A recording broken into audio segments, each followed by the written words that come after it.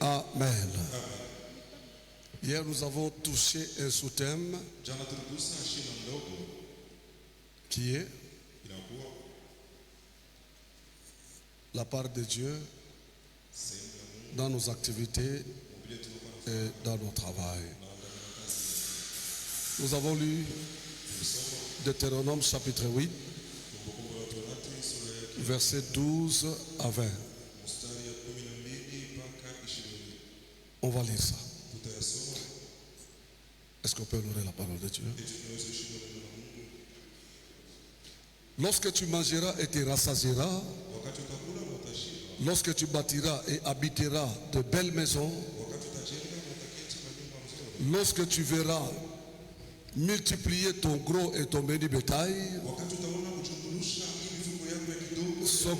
s'augmenter ton argent et ton or, et s'accroître tout ce qui est à toi, prends garde que ton cœur ne s'enfle et que tu n'oublies l'Éternel ton Dieu qui t'a fait sortir du pays d'Égypte, de la maison de servitude.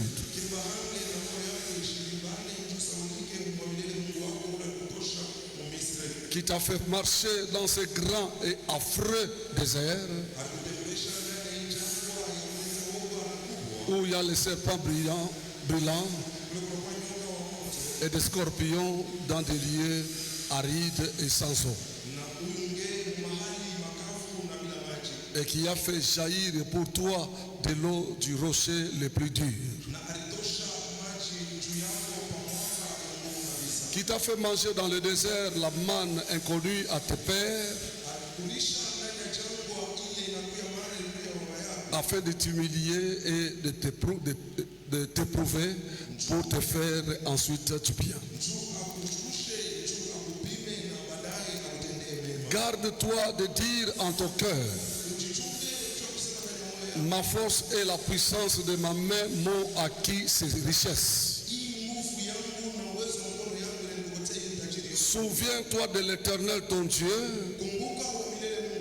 car c'est lui qui te donnera de la force pour les acquérir,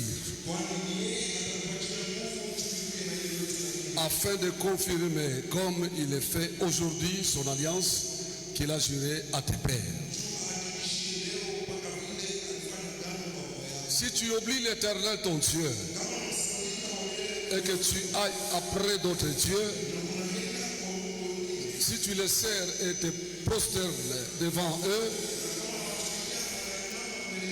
je déclare formellement aujourd'hui que vous périrez. Vous périrez comme les nations que l'Éternel fait périr devant vous, parce que vous n'aurez point écouté la voix de l'Éternel votre Dieu. Amen. Que Dieu bénisse. Je l'ai dit hier ici que la dernière prise définition pour la prospérité dans toutes nos activités et dans notre travail, c'est notre partenariat avec l'Éternel. De tous les temps, dans tous les âges et dans toutes les générations, l'Éternel Dieu est le partenaire fidèle et véritable avec qui l'homme doit travailler pour réussir.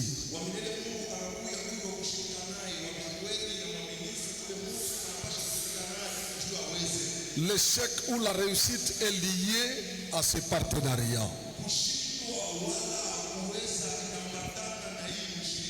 Et plusieurs d'entre nous commencent avec Dieu et associent Dieu dans leur activité. Mais si ça réussit, ils oublient et abandonnent Dieu. Et nous avons vu que certaines personnes, dès le début, ils comptent et s'appuient sur la grâce de Dieu, sur l'alliance de Dieu, sur la révélation de Dieu. Ils s'appuient sur la main de Dieu. par les prières et les jeûnes. Mais une fois que tout réussit, ils oublient de glorifier Dieu et se glorifient eux-mêmes en disant que c'est que notre force,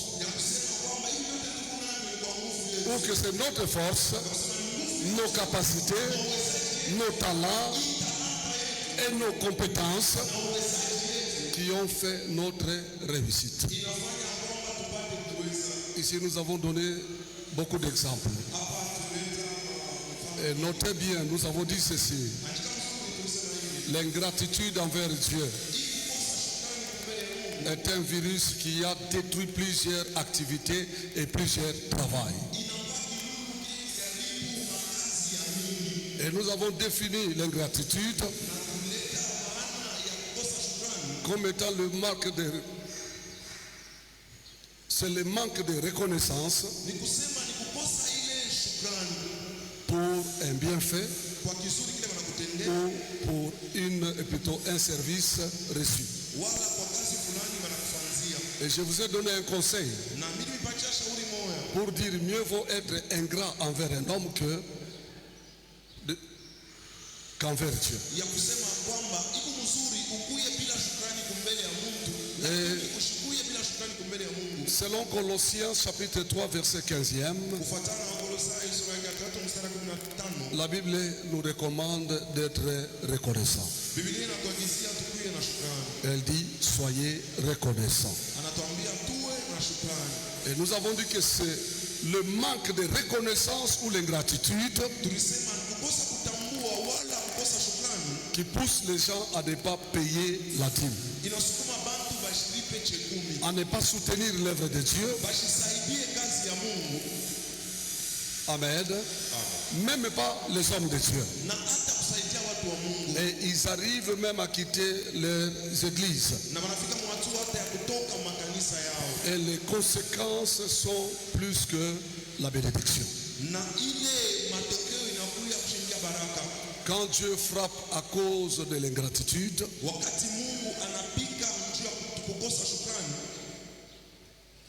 je l'ai dit ici que vous allez vous retrouver à un niveau plus bas que là où tu as commencé.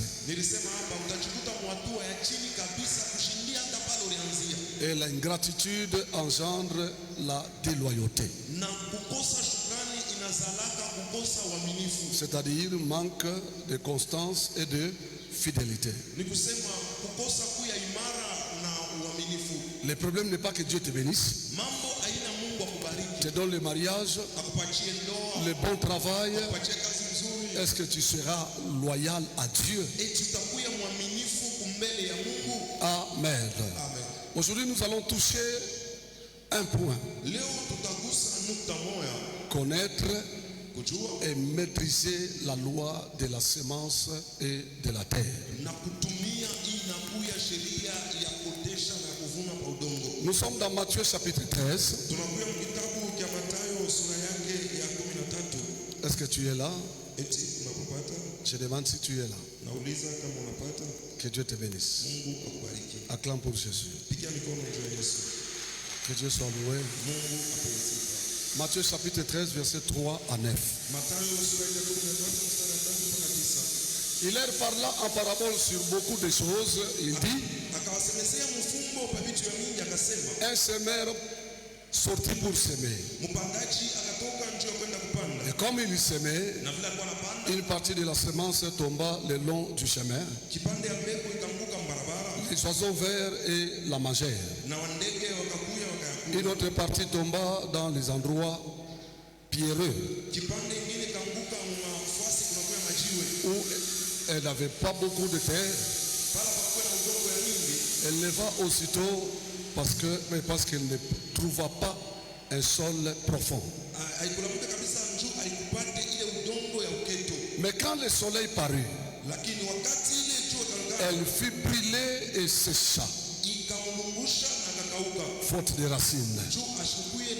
Une autre partie tomba parmi les épines. Les épines montèrent et l'étouffèrent. Une autre partie tomba dans la bonne terre. Elle donna du fruit. Un grain 100, un autre 60, un autre 30. Amen. Que celui qui a des oreilles pour entendre, entende. Amen. Dans tout ce que nous planifions comme activité ou travail à faire,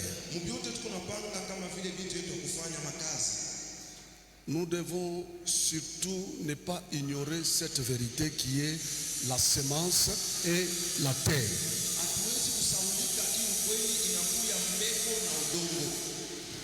L'activité ou le travail que nous devons commencer, étant une semence, doivent concorder et répondre aux exigences de la terre.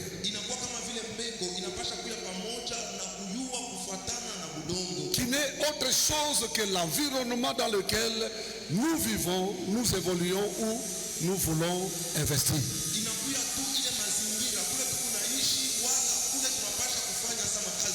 En étudiant en profondeur la parabole du semeur, nous découvrons l'environnement socio-culturel et économique dans lequel nous évoluons, où nous voulons investir à une grande influence sur nous et sur tout ce que nous faisons. Si nous lisons Ésaïe, nous sommes dans Ésaïe chapitre 6. Ésaïe 6, 1 à 6. L'année de la mort du roi Osias. J'ai vu le Seigneur assis sur un trône très élevé. Et les pans de sa robe remplissaient le temple. Des séraphins se tenaient au-dessus de lui. Il avait chacun 6 ailes, dont 2 dont il se couvrait la face, 2 dont il se couvrait les pieds, et 2 dont il se servait pour voler. Il criait l'un à l'autre, disait: Saint, Saint, Saint est l'Éternel des armées. Toute la terre est pleine de sa gloire. Les portes furent ébranlées dans leur fondement par la voix qui retentissait.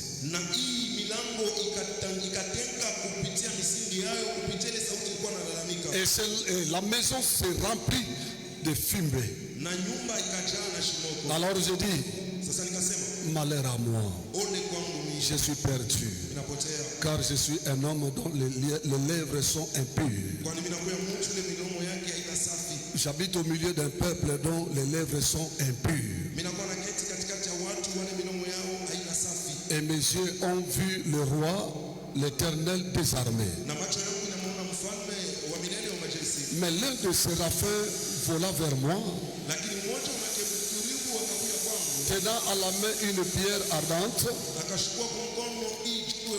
qu'il avait prise sur l'autel avec des préceptes. Amen. Malheur à moi. À cause de quoi? De l'environnement. Alléluia. Il a vu des grandes choses au ciel. Mais sur la terre, il y avait quelqu'un qui se plaignait pour dire que malheur à moi. Pourquoi le malheur? À cause de l'environnement. Suis-moi bien. Esaïe, un puissant prophète de Dieu qui voyait la gloire de Dieu en esprit, mais ne pouvait pas vivre cette gloire sur cette terre comme les anges de Dieu le révèlent. Que toute la terre est pleine de sa gloire.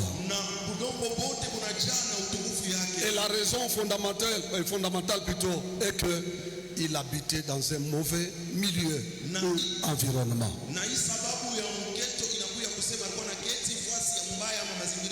Dans la mesure où c'était un peuple aux lèvres impures. Et lui-même aussi, par conséquent, s'est retrouvé avec les lèvres impures. Est-ce que mtu mweko na comprendre vitu unasema hapa? Est-ce que quelqu'un est en train de comprendre? Wewe ndio niko nauliza. Je m'adresse à vous. Alléluia. Amen. Amen. Pourquoi Esaïe s'est retrouvé avec les lèvres impures? C'est à cause de l'environnement. Hapo uta comprendre que alors à ce niveau tu vas comprendre kuko mamilie ingine, qu'il y a certains milieux, kuko environnement ingine, il y a certains environnements. Kama unaishi ipo, Une fois que vous vivez là-bas, maisha inaweza kuharibika. Ta vie risque de s'abîmer. Juu tu ya environnement. À cause seulement de l'environnement. Tu as compris ça? Unaelewa hii? Jusque là ça va. Mpaka penende kamzuri. Esaïe konaria. Esaïe a tenté de révélation napata. Il a reçu la révélation. Kwa kuna bintu bya kumbingu. En voyant les choses célestes. Kisha kubiona bile byote. Après avoir vu tout cela. Esaïe anaria. Esaïe a pleuré. Malheur à moi. Oh les kwangu. Anaria juu ya nini? Il a pleuré. Parce que mon environnement yake. Parce que dans son environnement. Muko ma lèvre impure. Kuna kwa milomo ina safi. Milomo bile biko nasema bintu bya kusuye, bintu bibaya. En train de parler des choses qui suivent. Il a influencé même maisha ya Isaïe. Et ça a influencé même la. Isaïe anaanza kuria. Isaïe a commencé à pleurer. Malheur à moi. Oh les kwangu. Pourquoi? Vile pembeni yake. Kuko milomo. Il y a de l'œuvre. Aiseme bintu binastahili. Na ye mwenyewe juu ya environnement anajiretrouve kinwa chake haitoshe vitu vizuri. Ne produisez pas de bonnes choses. Amen. Amen. Kama uko distrait ou distraite, ni mubaya sana. Si tu es distrait ou distrait, mubaya sana, mubaya sana. c'est très mauvais. Amen. Amen. Alléluia. Amen. Acclame pour Jésus. Chapia mikono Yesu.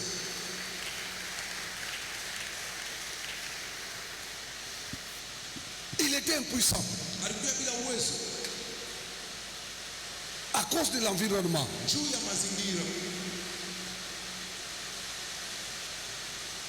Donc, je dis que la raison fondamentale Nikisema sababu ya mketo est qu'il habitait dans un mauvais milieu ou environnement, ni njoo kwa kale fasi mbaya wala mazingira. dans la mesure où Mwatu ya kusema c'était un peuple aux lèvres impures. ya milomo ila ina safi. Et lui-même s'est retrouvé aussi Na yeye mwenyewe anajikuta dans la même condition. mwile hali moyo. Notez bien, Andika mzuri. notre milieu socio-culturel Hii mazingira yetu ya ujamii ya madesturi et économique na ya uchumi joue un grand rôle inakuwa na kazi kubwa. et une grande influence Inakuwa pia na maongozeo sur notre être, mtu yetu notre avenir kwa maisha yetu et notre devenir, kile tutakuya notre conduite, njoo kutongoza notre comportement, njia mifano yetu ainsi que sur notre vision de la vie et du monde. na juu ya onyo yetu ya maisha na ya dunia. Amen. Amen. Alléluia. Amen. Amen. Amen. Unajua Vous savez,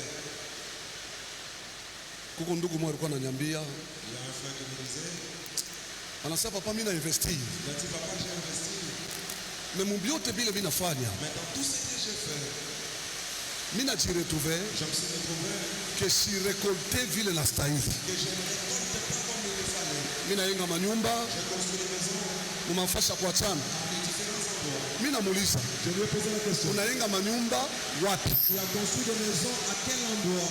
Ile quartier ananiambia, Le quartier qui m'a cité. nyumba inaweza kuya mwile quartier. La maison peut être trouvée dans ce quartier. Même nyumba La même maison, kama unaweka hayo muvili si vous la trouvez mu quartier ya bien, dans un bon quartier, itakute trop cher ça va coûter trop cher.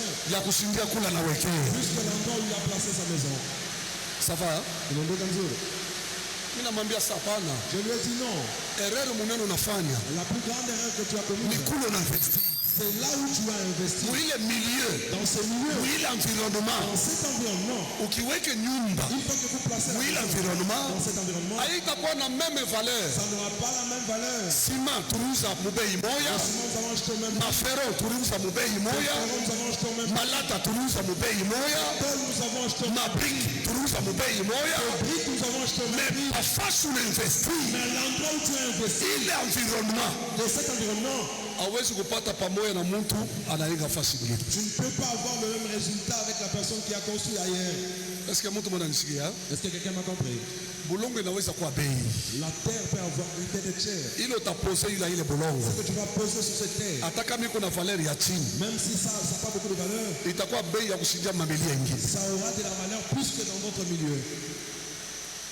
Amen. Amen. Est-ce que mtu mnanisikia? Est-ce que quelqu'un m'a compris? Hata yako maisha, Même dans ta vie, kuko mamilia ingine. il y a certains milieux, Kama una vivre hapo, une fois que vous vivez, hautavancer mu maisha. tu ne vas jamais avancer dans la vie. Esprit ya bantu iko borde, L'esprit des gens est borné. maisha iko chini. La vie est au bas niveau. Kama unaingia mu ile quartier, Si vous entrez dans ces quartiers, yabo kazi munene, leur plus grand ni travail, kulefika tu. c'est juste s'enivrer. Abana na mawazo ya kwenda mbali. Ils n'ont pas la pensée pour aller. Ukiingia mu ile milieu, Une fois que vous entrez dans kama ce milieu, ufanye attention, si vous ne tirez pas attention, utaibilamo. vous serez C'est plongé pourquoi dedans. Esaïe eko na ria. C'est pourquoi Esaïe pleure. Anasema nini? Il a dit quoi? Malheur à moi. Comme les kwangu, Juu ya nini? Pourquoi? Juu ya environnement. à cause de l'environnement. Yo, sio kama kanisa kuna nisikia. Je ne sais pas si l'église est en train de me comprendre. Alléluia. Amen. Amen. Amen. Ça va? Inaendeka mzuri. Est-ce qu'on a yake muvina Lubumbashi humu? Est-ce que vous savez qu'ici Kuko mafasi ingine. il y a certains endroits où Unaweza kuuza terrain bula hata mu $800,000. vous pouvez acheter juste le terrain Bila nyumba. là, sans une maison dedans. Terrain bula. Juste le terrain $800,000. à $800,000. Iko hapo. Ça existe. Nyumba ina. Il n'y a pas de maison. Sengine kama kuko nyumba Peut-être s'il y a une maison, ni ya kurase tu. c'est juste qu'on doit raser. Mais terrain unauza $800,000. Mais vous achetez juste les terrains où Ile milieu ces milieux, hata unayenga nyumba ya kuendea même si vous bâtissez une maison accomplie, itakuwa paka bei. ça aura toujours de la valeur. Ça va? Inaendeka mzuri. Je demande si ça va. Nauliza kama inaendeka mzuri. Amen. Amen. Hata ku implanter église. Même en ce qui concerne l'implantation de l'église, Hein? Tout compte, hein? yote inahesabiwa. Unaona hii environment tuko. Vous voyez l'environnement. Tulikuta Bukomvi mu hii environment. Nous avons trouvé les combats dans cet environnement. Kuko mvita tuliwina. Il y a un combat que nous avons vaincu Juu tuyenge kanisa pour qu'on construise les na temples kanisa kaikala. et que l'église puisse bien Bale s'installer. tulianza nabo kumwanzo. C'est avec qui nous avons commencé au début. Batakumbuka ke chaque semaine Ils vont se rappeler qu'à chaque semaine, église mzima toute l'église, tulikuwa natembea mubalabala huu. on sillonnait ici en cours de route, Tuko naomba mukulalamika. en train de prier en criant. Bale baranza kurudia mu 2 heures, 3 heures, 1 heure. C'est là qu'ils rentraient vers 1 heure, 2 heures. Batakuta bantu walisha kuyala avenue kuanzia patikule. Ils vont trouver beaucoup de gens sur l'avenue Tuko naomba. jusqu'à la fin, en train de prier. Juu ya nini? Pourquoi? Environnement L'environnement haikukuwa mzuri. n'était pas bon. Et kisha kuwina ile vita, Et après avoir vaincu ces combats, c'est comme ça tunajiepanui leo. et c'est ainsi qu'on s'est épanoui. Alléluia. Amen. Est-ce que mtu mwana comprendre? Est-ce que quelqu'un a compris? Umuchapie Yesu Kristo mikono. Jésus-Christ. Vitu vingine bina dawa. Certaines choses, Vitu vingine yina bulozi. Kuko fasi nyingine utainvestir. Utakonetre ma difficulté. Unaona kuko mamilio ingine huko. Kama uko unauzisha bintu, il faut pas kuuzishe vya kupimisha. Kama mafuta unaweka mka musashe, kachumvi ni kampao, kapilipili ni kaivi. Kama unapenda kuuzisha safa zingine, mwile milia bata kuzakaye. dans ces milieux, on ne va jamais vous acheter vos articles. Ni mambo ya environnement. C'est une question d'environnement. Ça va? Ok. C'est pourquoi j'ai dit que notre milieu socio-culturel et économique joue un grand rôle et une grande influence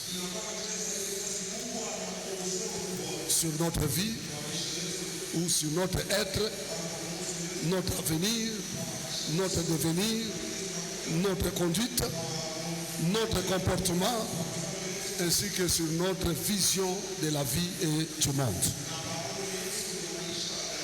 C'est pourquoi, utaona que chaque commune iko na marealite yake. Alléluia. Bale beko natoka bungu. Par exemple, bale natoka mu golf. Beko na namna yao. Leo na golf ndio ina changer hein. Ile ilikuwa ni taille yetu shehe. Wakati tukuna komea wa mugolf kama nenda mukomini ingine utajua ke huyu ni wa mugolf. Wa Bukamalondo na ye na Mkenya kama nenda mukomini ingine utasema ke huyu kama ina Kamalondo ni Mkenya. Alléluia. Ukienda hata muvili ingine utavivre ma réalité ingine. Je me rappelle à l'époque, tulikuwa barafiki mu quartier, babake ya rafiki yangu moja ana voyager, anaenda Kinshasa mu mission de service, anakawia kule kisha anarudia. Rafiki yangu anakuja ananiambia sema, mon cher, mimi naona papa ana changer sana. Mimi nasema je, asema hapa sasa yuko na mamimbo moyo yuko na imba. Depuis alitoka Kinshasa. Tulicheka cheka, mais c'est un problème du milieu ou d'environnement. Alléluia. Amen. Bakubebe tu wei. Bakuweke journée muzima. Na baba ndugu wetu hapa ba convoyer. Pare. Ufanye tu une semaine. Na une semaine itakuwa mingi. Na Swahili yako itachange.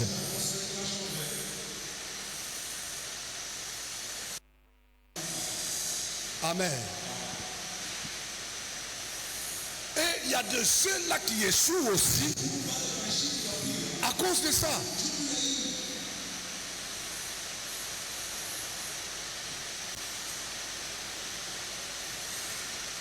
Amen. Donc chaque commune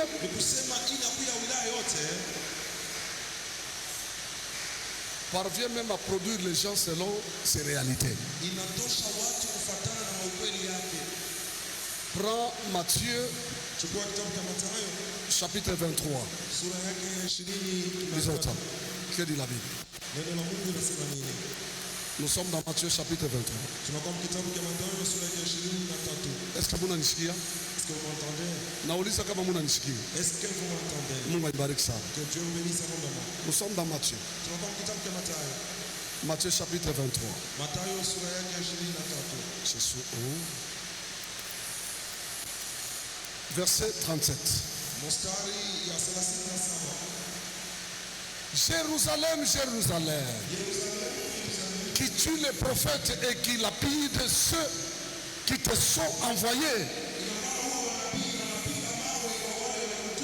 C'est-à-dire que Jérusalem avait sa spécialité de tuer les prophètes. Banabi kama banenda kule. Na bale bote Mungu alikuwa anatuma. Kazi ya Jerusalem ilikuwa ni kuua maprofeti. Or Jérusalem, la ville des rois, là où tout le monde allait adorer. Voilà le comportement. Il tuait les prophètes que Dieu les envoyait. Alléluia. Il tuait les prophètes et lapidait même ce que Dieu leur envoyait. Donc, Jérusalem, malgré la présence du temple, où le monde entier venait pour prier, mais elle était une ville où un environnement qui n'était pas la bienvenue pour les prophètes. Et pour les envoyés de Dieu. Tout homme de Dieu, c'est-à-dire prophète et envoyé de Dieu, était condamné à mort.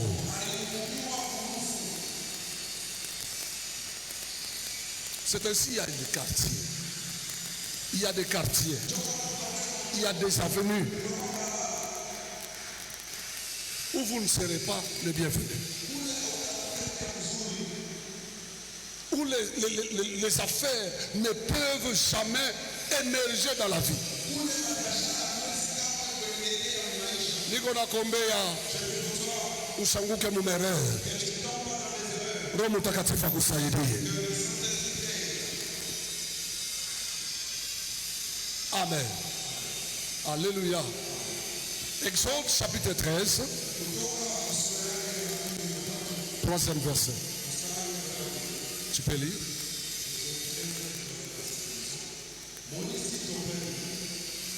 Souvenez-vous de ces jours où vous êtes sortis d'Égypte, de la maison de servitude, car c'est par sa main puissante que l'Éternel vous en a fait sortir. On n'y mangera point de pain levé. Amen. Deutéronome chapitre 5, 6e verset. Je suis l'Éternel ton Dieu qui t'a fait sortir du pays d'Égypte, de la maison de servitude. Toujours dans Deutéronome chapitre 7, verset 8e.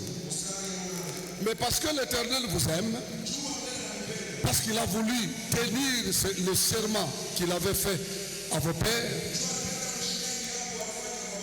l'Éternel vous a fait sortir par sa main puissante, vous a délivré de la maison de servitude, de la maison de Pharaon, roi d'Égypte. L'Égypte, malgré sa grandeur, et étant la première puissance de l'époque, et le Seigneur nous révèle que c'était une maison de servitude. Et nous avons aussi des maisons comme ça.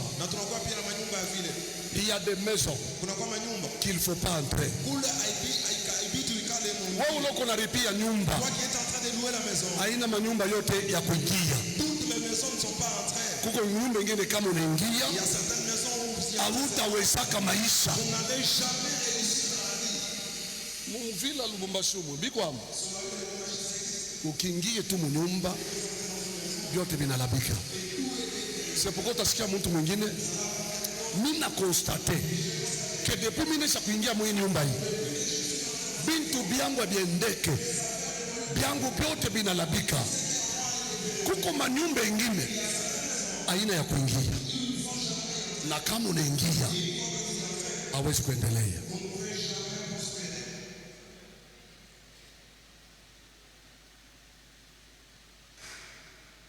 Amen. C'est pourquoi l'Éternel Dieu, le Dieu d'Israël, ne pouvait rien faire avec les enfants d'Israël, de grandes choses en Égypte. Il ne pouvait pas. Pourquoi? C'était une maison de servitude. Abakuwezi kuinvestir pale. Abakuwezi kuyenga maisha yabo pale. C'était une maison de servitude. Nyumba ya butumwa. Hawezi kujepanui. Et kila siku baranza kuria, Mungu tutoshe, Mungu tutoshe, Mungu tutoshe, parce qu'il ne pouvait pas investir là-bas.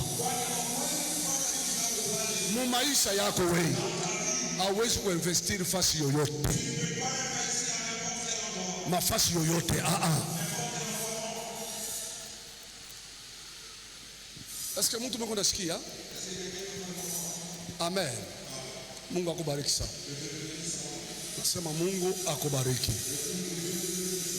Genèse 46. Un instant que je vérifie.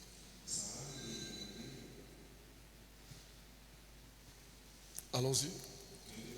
28 à 32. Jacob envoya Judas devant lui vers Joseph pour l'informer qu'il se rendait en Goshen. Joseph attela son char et y monta pour aller en Goshen à la rencontre d'Israël, son père. Dès qu'il le vit, il se jeta à son cou et pleura longtemps sur son cou. Israël dit à Joseph que je meurs maintenant puisque j'ai vu ton visage et que tu vis encore. Joseph dit à ses frères et à la famille de son père, je vais avertir Pharaon et je lui dirai, mes frères et la famille de mon père qui étaient au pays de Canaan sont arrivés auprès de moi. Ces hommes sont bergers car ils élèvent des troupeaux. Ils ont amené leurs brebis et leurs bœufs et tout ce qui leur appartient. Et quand Pharaon vous appellera et dira, quelle est votre occupation? Vous répondrez, tes serviteurs ont élevé des troupeaux depuis notre jeunesse jusqu'à présent, nous et nos pères. De cette manière, vous habiterez dans le pays de Goshen. Car tous les bergers sont en abomination aux Égyptiens. Est-ce que tout le monde comprendra pas? Est-ce que quelqu'un a compris à ce niveau? Jacob alikuwa mkalamushi. Jacob était malin. Aliua déjà en Égypte. Il connaissait déjà en Égypte Partie ya bulongo. une partie de la terre Il est fertile. qui est fertile. Jacob alikuwa déjà kuyua. Jacob connaissait. C'est pourquoi alileta kwa shauri. C'est pourquoi il a prodigué les conseils. Tu ya kusema nini? Pour dire quoi? Ile yote batabiuliza. Dans tout ce qu'on va vous demander, Museme ke sheye tunafukaka. dites que nous sommes des bergers. Batamituma ku Goshen. On va vous emmener à Goshen. Sasa ku Goshen kule. Là, à Goshen, Bulongo buko bien. la terre est fertile. Mutaotesha. Vous allez s'aimer. Et les troupeaux auront de quoi bouffer. C'est pas en vain qu'ils ont choisi Goshen. Ils pouvaient comploter. Pourvu que Pharaon les envoie là-bas. Amen. Amen. Alléluia. Amen. Amen. Amen.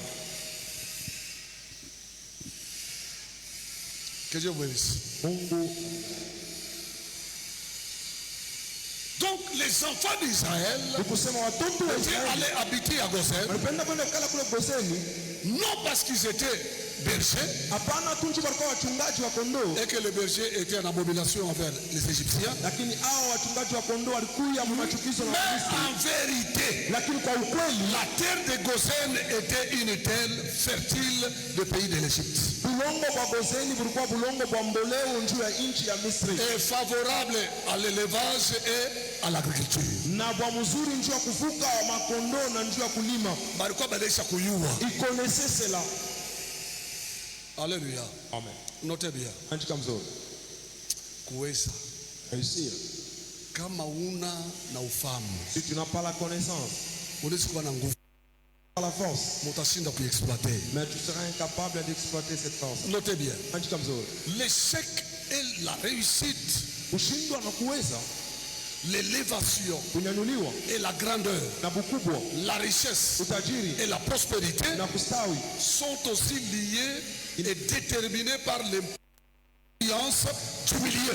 inaambatana pia na inaoneshewa pia na hali na kugusiwa ya fasi ile unakuwa naishi. Ok. Je reprends ce que je viens de dire. Na usulula hivi natokea kusema L'échec kushindwa et la réussite, na kuweza, l'élévation et la grandeur, kunyanyuliwa na bukubwa, la prospérité utajiri na kustawi sont aussi liés et déterminés par l'impact et l'influence du milieu. inaambatana pia na inaoneshewa pia nafasi pale unakuwa naishi. Lisez nombre. Kama unasoma hesabu, Allons-y. Nombre chapitre 13. Hesabu sura yake ya 13. Merci Jésus. Asante Yesu. Nombre. Hesabu sura yake ya 13. Vous êtes là? Napata Verset 32e. mstari ya 32. La Bible dit. Biblia inasema,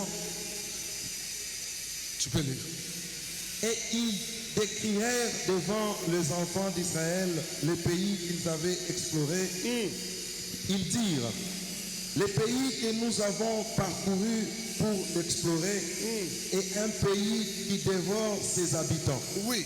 Tout ce que nous y avons vu comme d'une haute taille. Amen. Les pays que nous avons parcourus Nchi ile tulienda kwa pour kupeleleza l'explorer juu ya est kuangalia, un pays qui dévore ses habitants. inakuwa nchi inararua wale wanaketi kule, Ses habitants. wale wanaketi kule. Bongo bingine, hein? Il y a certaines Kama terres, unafika hapo, dès que vous y arrivez, hata kama ukalake mulevi, même si tu n'es pas un ivrogne, utashtuka unakuwa mulevi. tu seras surpris, tu commences à t'enivrer. Hata kama ukalake wa mambiance, Si tu n'es pas un homme d'ambiance, utashtuka unakuwa wa tu mambiance. seras surpris, tu deviens un homme d'ambiance. Il y a milieu, À cause du milieu, il y a environnement. à cause de l'environnement. Si vous lisez toujours Exode, Kama bon, non, kama nous sommes dans Exode. mpaka Kutoka, Avant c'était nombre. kabla ya Kutoka, Hesabu, Exode chapitre 3. Kutoka sura ya 3, Exode 3. Kutoka mstari wa 3, 16 à 17. mstari ya 16 mpaka 17. Va, Wende rassemble les anciens d'Israël et dis-leur, kusanisha wazee wa Israeli na waambie, l'Éternel, le Dieu de vos pères, wa milele Mungu wa baba yenu m'est apparu, alinionekanikia, le Dieu d'Abraham, d'Isaac et de Jacob. Mungu wa Ibrahimu, Isaka na Yakobo. Il a dit, Akasema, je vous ai vu nilimiona et j'ai vu ce qu'on vous fait en Égypte. na mimi naona vile banamifanya Misri, Et j'ai dit, na nilisema je vous ferai monter de l'Égypte tamitosha Misri où vous souffrez kule mko nateswa dans le pays des Cananéens, mu nchi ya Wakananea, des Essiens, ya Waetia des Amoréens, na Wamorea, des Phérésiens. ya Waferezea,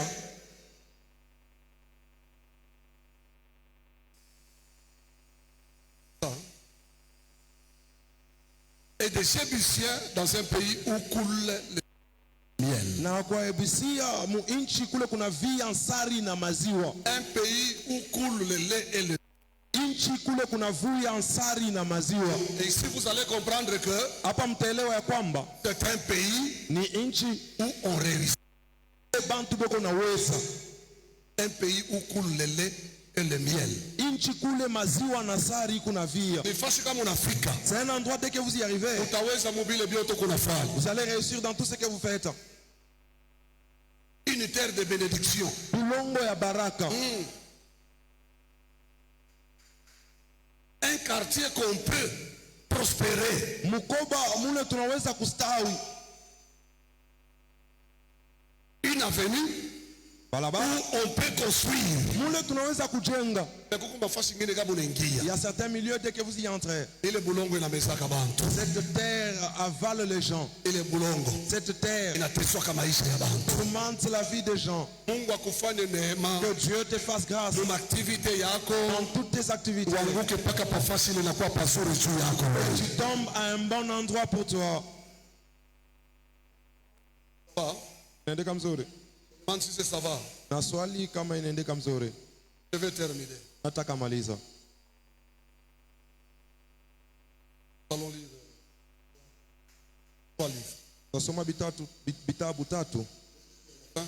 Iko mwisho Vous lisez toujours Exode kama mnasoma mpaka Kutoka 3, 5 verset. sura yake ya 3 mstari ya 5. Il dit, Mungu anasema n'approche pas d'ici, kushikaribia hapa, ôte tes souliers de tes pieds, tosha viatu yako car le lieu sur lequel tu te tiens kwani mahali pale unasimama est une terre sainte. inakuwa bulongo Est-ce takatifu. que toutes les terres Eti bulongo yote sont saintes? inakuwa takatifu? Moi je dis non. Mimi nasema pana. Aina bulongo yote ko patakatifu. Ce ne sont pas toutes les terres qui sont saintes. Tuko bulongo Il bingine, y a certaines terres, tuko bintu il y bibaya, a de mauvaises choses. tuko cérémonie Il y a ilifanyikaka, des cérémonies qu'on a tuko fait, misemo il y a ilisemewaka. des paroles qu'on avait prononcées là-bas. Unaweza kufika hapo. Tu peux y arriver. Unaiona mzuri. Et tu construis très bien. Ça Jéricho. Comme Jéricho. Mais miaka ilipita. Mais les années passées. Plus de 500 ans. Plus de 500 ans. Ils ont semé sur cette terre. Fanya attention. Tire attention. Unaweza kuwa nguvu. Tu peux être fort. Unaweza kuya na vyote. Tu peux avoir tout. Mais environnement. Mais l'environnement Unaweza kukuzuiza. peut t'empêcher. C'est pourquoi je te conseille, même les gens avec qui il faut marcher avec, il faut bien les examiner. S'ils te parlent de choses qui te détruisent, abandonne-le. Quitte dans cet environnement. Quitte dans ce milieu. Quitte au milieu de ces gens. Tu peux échouer à cause de. À ce jour-là, je dis ici, un frère. Il y a des gens qui sont loquaces et qui parlent le mal de quelqu'un. Vous pouvez se rencontrer avec ces gens et tu les haïs à cause des paroles de quelqu'un. Il a parlé sur le mal de l'église. Le mal de l'église. J'ai senti que c'est tendu en moi et ça commençait à m'affaiblir. Ce qui m'avait sauvé. Parce que j'avais cru en ce qui m'avait sauvé. Une chose qui m'avait sauvé, c'était la conduite de la personne qui m'avait parlé. Et Dieu m'avait fait grâce. Le matin, je venais de l'intercession. Je trouvais une foule de gens.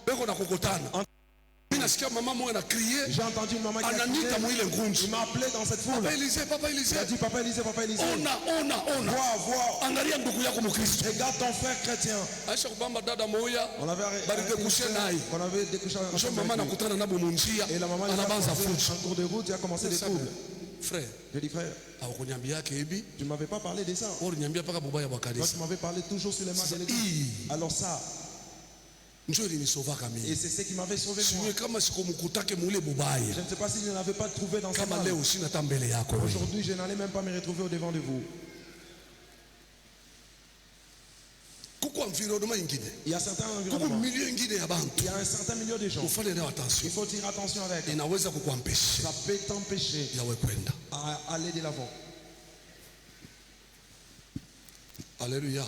Amen. Amen. Amen. Le mal, vous allez enseigner comme ça. Vous vous époumonez. Il y aura toujours une personne qui ne va pas écouter. Mais plusieurs fois, ils sont nombreux. Amen. Amen. Que dit Josué? Yoshua inasema nini? Chapitre 5. Yoshua sura yake ya 5. Nous sommes dans Josué, chapitre 5, verset 15. Et le chef de l'armée de l'Éternel dit à Josué,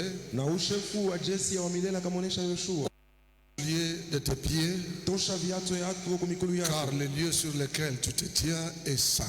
Et Josué fut ainsi. Amen. Yoshua akafanya vile vile amina.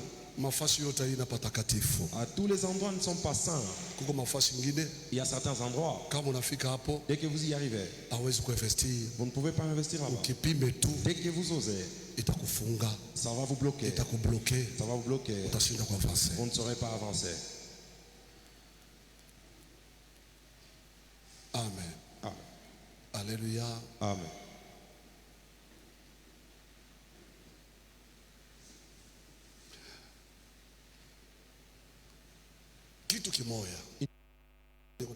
C'est là que je termine. C'est possible. Tu achètes un terrain et le terrain là se retrouve à un mauvais endroit. Hayakuya wakati ya kuchelewa.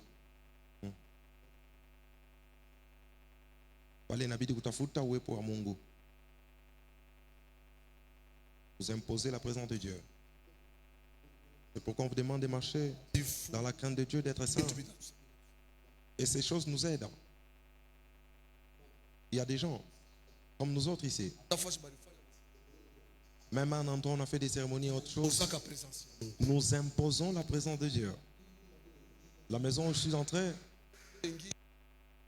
nafanya une année, 2 ans, 3 ans. Je fais une année, 2 ans, 3 Mimi ans. nasikia kama kelele mu quartier. J'ai senti des bruits dans les Pendant quartiers. ce bono hii nyumba nani kulikuwa mufu alikuwa anaparaître. Ils ont dit que dans cette maison, il y avait un fantôme qui Wanaanza apparaissait. kuona mtu. Ils voyaient une personne. Mimi sikuyue. Je ne savais pas. Na leo mimi simuone. Et aujourd'hui, je ne Juu vois ya pas. nini? Pourquoi? Misha kuimpoza ka presence ya Mungu. J'avais déjà imposé la présence de Dieu. Fasi peko bintu balifanyaka mu bulongo. À l'endroit, il y a des choses qu'on avait Balipolue fait dans la terre. bulongo. On avait pollué la Baliweka terre. bintu bibaya. On avait placé les Balifanya mauvaises choses. maseremoni. Ils ont fait des cérémonies. Kama huku na capacité Si tu as la capacité ya kuimpoza presence ya Mungu, d'imposer la présence de Dieu, bulongo ile itabadilika. cette terre va changer. Est-ce que mtu mnanisikia? Est-ce que quelqu'un m'a compris? Malheureusement que bakristo mingi Malheureusement, plusieurs abafika chrétiens mwile dimension. n'atteignent pas cette dimension. Fasi yote utafika. Partout où tu vas arriver, Mungu anamwambia mtumishi wake, Dieu a dit à son serviteur, partout où foulera fasi yote la pale plante de tes pieds, nyanyua miguu yako qu'est-ce qui va se passer? nini itapitikana? Satakukaburia hayo. Il va te donner cet endroit. Ile yote juu ya nini? Tout ça pourquoi? Juu ya environnement À mubaya. cause de mauvaises Juu ya choses. mibaya banesha À kufanyaka. cause de mauvaises choses qu'ils ont Unaweza fait. kufika fasi Tu peux arriver à un endroit unaimpose presence ya Mungu. et tu imposes la présence de Dieu. Jobu konvi munene nilikuwa nayo miaka yote na Ewa Bora. C'est le plus grand combat que j'avais avec Wabora. Ewa Bora Wabora, ni bulongo moya bamifumu balitumika sana. c'est une terre où des devins ont beaucoup Ni travaillé. bulongo banesha kuhalabisha. C'est une terre qui est déjà polluée. C'est pourquoi utaona makanisa mingi kwa Ewa Bora. C'est pourquoi on verrait plusieurs églises à Wabora. Ikipande kipande kipande kipande. Ça peut monter, monter, monter. À un certain moment paka ipomoke À tu. un certain moment, ça doit se diviser. Juu ya nini? Pourquoi? Kuko misemo mwile bulongo hii. Il y a des paroles sur cette terre. Ukiona paroisse ya Ewa Bora Si vous voyez la parole de kuko Wabora, mapepo ya butombozi sana. il y a des esprits de rébellion. Oh, Japo. wakati tuko nenda kule Lorsque nous partons là-bas, kuko bale tulifanya nabo intercession. il y a avec ces, nous avons fait Je ne sais pas l'intercession. kama ya 6 mois kama 5 mois. Je ne sais pas pour 6 mois. Kwa Wabora. À Wabora. Mungu alituambia Dieu nous avait dit, munakuya huko vous êtes venus ici juu ya deliverance ya Ewa Bora. pour la délivrance des Wabora. Kisha Mungu anatuambia na soko Et après Dieu nous a parlé sur le marché. ile kwa mapanda njia Ils hii. se retrouvent aux bifurcations, Pale banisha kuweka siège yabo. là où ils ont installé leur siège. Chez tunaenda kule juu ya deliverance ya Ewa Bora. Nous sommes partis là-bas pour la Au délivrance lieu des chez tu Wabora. délivrer, Au lieu que nous ne puissions mapepo délivrer, inaanza kutucreate tena maproblème. les esprits commencent à nous créer des problèmes encore. Ça dépassé banatomboka. Comme l'année passée a été Huyu anaenda, celui-ci mwingine est anaenda parti. kufungula na kanisa, Alors est allé ouvrir même l'église banakifunga. et on a fermé. Eko naonesha ba serviteur Il est en train de dire aux que hii serviteurs, niko na yenga hii qu'est-ce que je construis ici? ni salle kama banaita. Hein? Sisikia. C'est une salle polyvalente. Kumbi ni kanisa. Alors que c'était l'église. Bakusema fungule, Lorsqu'il banakifunga. et on a fermé. Anaanza kuimba na safa hapo. Et quand il chantait même à un safa ici, Bakuya, en venant, Mungu njo ananituma. c'est Dieu qui m'a envoyé.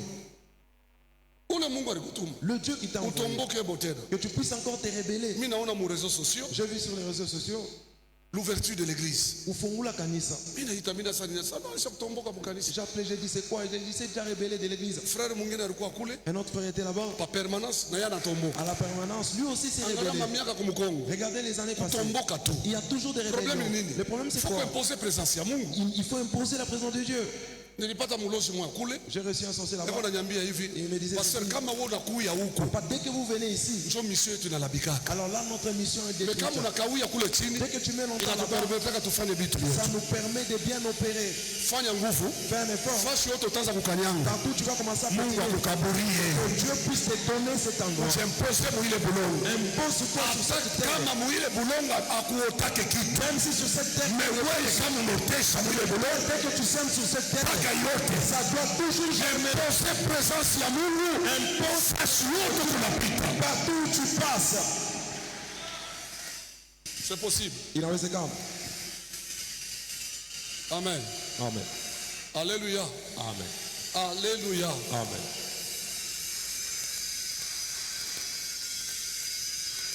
La présence de Dieu, Uwepo wa Mungu c'est pour changer la nature de l'environnement. ni njia ya kubadilisha umbo ya mazingira.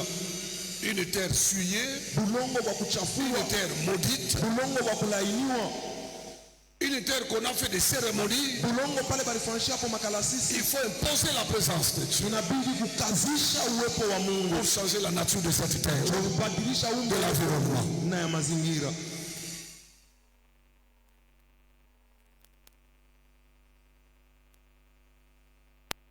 Je dis Nisema que Dieu kwamba Mungu règne là où tu habites. anatawalaka pale unaketi. Je dis que Dieu règne là où tu habites. Nasema Mungu atawale fasi pale unaketi. Ok. Mimi nasema amen pa fasi yako. Je dis amen à ta place. Mungu atawale. Que Dieu règne. Fasi yako ya kazi Mungu atawale. À ton endroit de service, que Dieu règne. Fasi wewe kunaishi Mungu atawale. À l'endroit où tu vis, que Dieu règne. Mkazi yako Mungu atawale. Dans ton travail, que Dieu règne. Presence yake ionekane. Que sa présence se manifeste. Amen. Amen. Acclame pour Jésus. Chapia mikono Yesu. Gloire à Jésus. Utukufu kwa Yesu. Gloire à Jésus. Utukufu kwa Yesu. Je dis gloire à Jésus. Nasema utukufu kwa Yesu. Mungu akubariki sana. Que Dieu te bénisse abondamment. Mungu akubariki. Que Dieu te bénisse. Nasema tena Mungu akubariki. Je dis encore que Dieu te bénisse. C'est pourquoi tunakataliaka batoto bengine. C'est pourquoi nous interdisons à certains enfants. Unaingia munyumba Vous entrez dans une avant maison. uingie. Avant d'y entrer, Ilifikia nani? Frère Arsène. c'est arrivé au frère Arsène. Anisa papa unyombe ko nyumba. Il a dit papa, priez pour la maison. Minenda Tu allais, tulikuwa na mama. nous étions avec maman. Haina mbele ke Mungu ananiambia. C'est pas d'abord que Dieu m'avait parlé, non. Mimi nafika pa fasi ya nyumba. Je suis arrivé à l'endroit où il y a la Mimi maison. naangalia nyumba. J'ai regardé la maison. Mimi namwambia frère, Je lui ai dit frère, usiingie hapa. n'entre pas ici. Unaya nyumba, Vous avez la maison. unayenga nyumba ya mzuri sana. Tu construis une jolie maison. Katikati ya manyumba mubaya. Au milieu des maisons qui sont des Utakurima riski ya mauvaise mingi. qualité, tu vas courir beaucoup de risques. Inigalaka bien. C'est bien. Unayenga nyumba mzuri, Tu construis une jolie maison. manyumba ya mzuri kando kando. Et il y a aussi des jolies maisons Hein? tout autour de toi. Me ya mzuri kando kando manyumba ya mubaya sana. Mais une jolie maison au milieu des maisons, Itakuletea bukonfi. ça va vous apporter les combats. Mimi namwambia non, pas ici. Je lui ai dit à Hii papa, nyumba iko na class sana. cette Me maison, angalia manyumba yote iko pembeni. regarde toutes les maisons qui sont à côté. Kulikuwa paka nyumba moja Il y avait seulement une maison pembeni yake. à côté de lui. Na hiyo ilikuwa ni class. Ça avait aussi des Bila éclats. usiingia. J'ai dit n'entre pas ici. Heureusement que mtoto alisikia, Heureusement que l'enfant a écouté. anarécupéré garantie. Il a récupéré sa garantie. Avant même à récupérer garantie. Avant même qu'il ne Deux récupère sa jours garantie. après visite, 2 jours après notre visite, anaingilia voisin. ils ont cambriolé son voisin.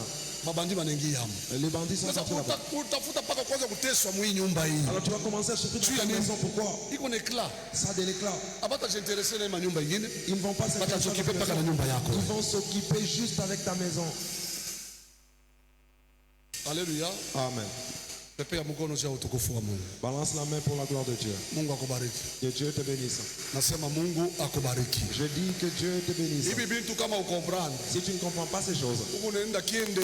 tu es en train de partir vaille que vaille. Utakoneka ma problème. Tu vas connaître des problèmes. Itaonekana sana ni vita ya famille. Ça va paraître comme un combat de famille, Ni wewe ndio ukomprendre. alors que c'est toi qui ne comprends pas. Umwambie Mungu, Dis à Dieu, tawala mobyango vyote. règne dans tout ce qui est à moi.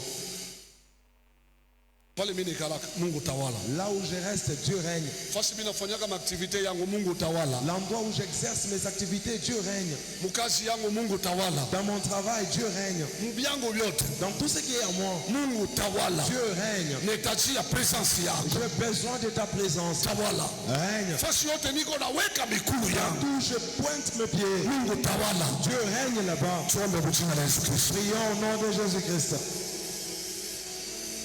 Usimirimire, mimi nasema tuombe. Ne murmure pas, je dis prions. Que Dieu règne. Mungu atawale.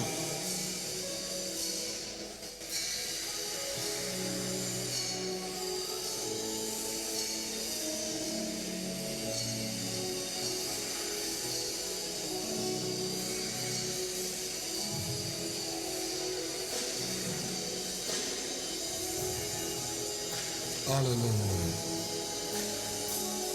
Alléluia. Alléluia. Alléluia. Prends ça au sérieux Chukua hii na umakini et prie bien. na uombe mzuri.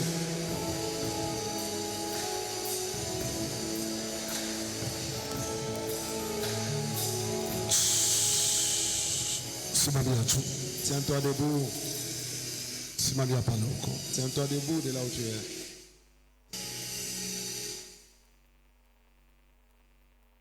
Écoutez ce que la Bible dit dans Ésaïe 60, verset 13e. Sikieni ile Biblia inasema mkitabu cha Isaya sura yake ya 60 mstari wa 13. La gloire du Liban viendra chez toi. Utukufu ya Libani itakuja kwako. Les cyprès, Na hiyo asipra l'orme et les buis, hii dhahabu tous ensemble, wote pamoja pour orner les lieux de mon sanctuaire. njoo ya kupamba mahali yangu Et takatifu j'ai glorifié la place où reposent mes pieds. na tukuza ile fasi panaketi mikulu yangu. Fasi yote mikulu yako itakanyanga. Partout mes pieds vont piétiner, Règne ya Mungu ionekane. que le règne de Dieu se manifeste. Fasi yote Partout mikulu yako itakanyanga. où tes pieds vont piétiner, Utawala wa Mungu que le règne de Dieu ionekane. se manifeste. Tuombe mjina la Yesu Kristo. Prions au nom de Jésus-Christ. Changez namna kwa kuomba. Changez namna kwa kuomba. Change ta façon de prier. Badilisha namna kwa kuomba. Change ta façon de prier.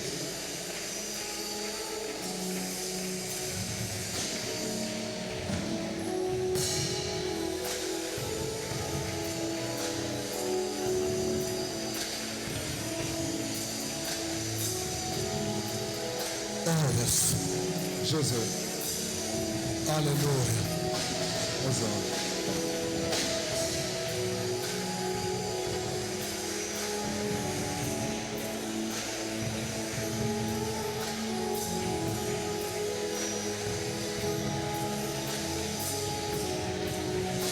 Nafasi yako ya kazi À ton endroit de travail, atawale. qu'il règne. Adresi yako ya nyumba À ton adresse de ta maison, atawale. qu'il règne. Kama aktivite yako Sur tes activités, atawale. qu'il règne.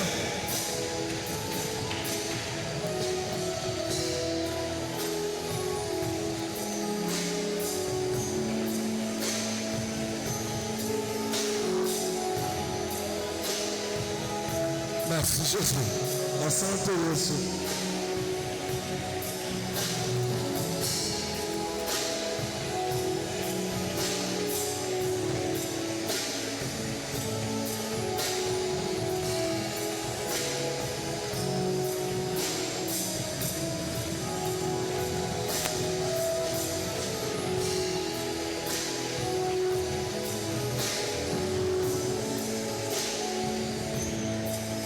Alléluia. Alléluia. Prie ma soeur, prie mon frère. Omba mzuri ndugu yangu, dada yangu. Qu'il règne, qu'il règne. Atawale, Que atawale. ton Dieu règne. Mungu wako atawale.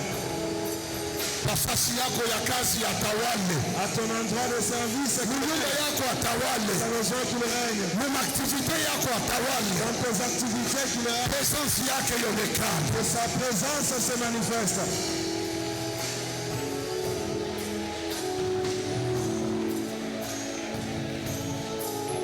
Oh yes. Jésus.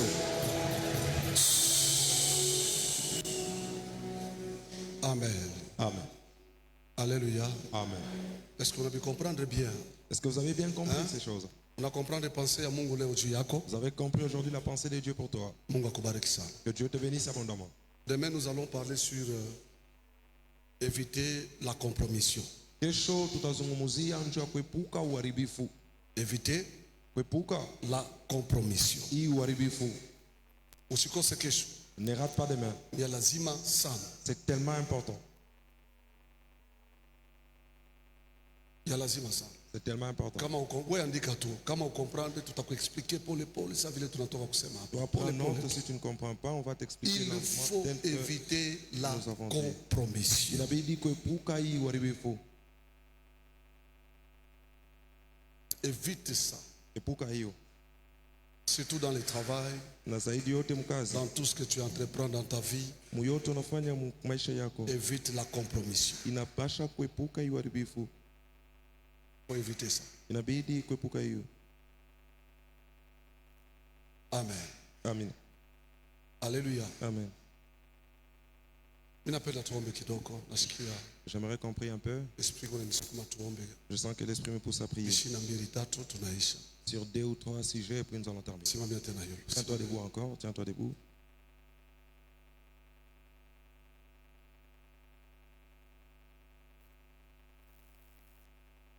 angusha mavita yote ya yua, ya muyua na ya bushiku. Fait tomber tous les combats qui se trouvent pendant la journée et la nuit. Ile kuna kufata na bushiku na muyua. Ceux qui te poursuivent et la journée et la nuit. Mkamate ule. C'est là. Frère, Le frère est là-bas. Mkamate ule. Saisissez-la fortement. Sasa wewe unifuate huku, Alors, unifuate. vous suivez-moi ici devant. Kama unaona Mungu anafanya hivi na mwenzako. Si vous voyez Dieu opérer avec ton prochain, Nikusema nini? c'est-à-dire quoi? Nikusema kuko mvite kuna tufatafata hapa, no? Dès qu'il y a un combat qui nous Kamate poursuit, ule. saisissez-la. Bale beko na pembeni, Ceux-là bamkamate. qui sont tout près d'elle, saisissez-la. Unifuate mimi huku, unifuate huku. Suivez-moi ici devant. Hii mwaka hii, Cette année, Mungu ashimishe kubila hata uone na macho, hein? que Dieu efface Mungu ce que tu akushimishie. ne vois pas avec tes yeux. Que Dieu efface cela. Akushimishie. Que Dieu efface cela. Unasikia semaine prochaine tuingie kwa maombi ya nguvu sana. Je sens que la semaine prochaine, on doit entrer dans de fortes prières. Bile biote biko natusimamia hii masiku hii. Tout ce qui s'élève contre nous ces derniers jours, Mungu atusaidia biweke mbali na yetu que maisha. Dieu nous aide et qu'il mette Hii cela dans mwaka notre hii vie. Cette année, basikuweke tena mu retard. qu'on ne te mette plus en retard. Basikufungie milango, Qu'on ne puisse pas bloquer. basikreye ma contretemps, basirendre bintu biko On elastique, ne rende pas les choses élastiques. basikupike malari juu ukose kufanya kile unapaswa. On ne puisse pas t'infliger une maladie que tu sois incapable de faire ce que tu devrais faire. Shetani asikutumia hata bantu bakukudistraire wewe. Que Satan ne puisse pas t'envoyer même les gens qui vont te distraire toi. Hii année faut faire quelque chose mu yako maisha. Cette année, tu dois faire quelque chose dans ta vie. Kuko mtu moya hapa balipasha kumopere ba ventre, Il y a une personne unaona côté droit, qu'on devait opérer le bas-ventre du côté droit. côté droit. Côté droit, Unaona mkono ya mtu je vois la main d'une personne. ilisha kubamba pantumbo, Il a déjà touché sur le ventre. mkono wa mwanamke La main d'une femme. ilisha kubamba pantumbo. Il a déjà touché sur le ventre. Hii operation Cette opération, haitajimaterialize ça ne va pas se mwili yako wewe, sur ton corps. parce que hapa niko nasema mimi nasikia ile maumivu inapotea. Pendant que je parle, je sens que cette douleur a disparu. Hii alama itekala, haitekala. Ce signe ne va pas s'installer, elle ne va pas s'installer. Wakati tuko nafukusha mapepo mavita ya buyua na ya bushiku, Pendant que nous chassons les esprits de la nuit et de la journée, kuko alama moja itafanyika kwa huyu mtu. il y a un signe qui va s'opérer à la personne en question. Katala Refuse. mavita yote iko na kufuata mjua Tous les combats qui te poursuivent pendant la journée na yote ile iko na kufuata bushiku, et tous ceux qui se poursuivent la nuit isione tena adresi yako, et qu'ils ne voient plus ton adresse, isifanye kitu yule maisha ils ne yako. puissent rien faire sur ta vie. Ile mapepo Ces esprits, maesprit humain ils m'appellent pour avoir tout à coup. na michezo yote ya buloshi Et tous les jeux de la sorcellerie, isifanye kazi mwili yako que maisha. ça ne puisse plus opérer dans ta vie. Katala Refuse. ile yote inakuwa ya bushiku na mchana, Tout ce qui est de la nuit et de la journée, yende mbali na wewe. que ça aille loin de toi. Tuombe kwa jina la Yesu Kristo. Prions au nom de Jésus-Christ. Usifuatilishe sasa. N'imite pas ton voisin.